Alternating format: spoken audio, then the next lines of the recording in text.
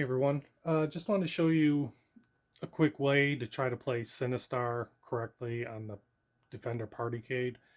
Now you know the problem with Sinistar is that it used a 49-way joystick and you have an 8-way joystick, so when you move around it's still playable, but it's just you're not really getting that precision that you had, I guess, with a 49-way joystick, or some people have said that.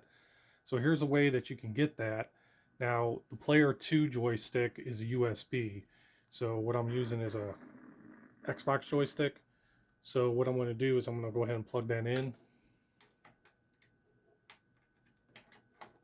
And you'll see a little icon appear that shows that it's plugged in.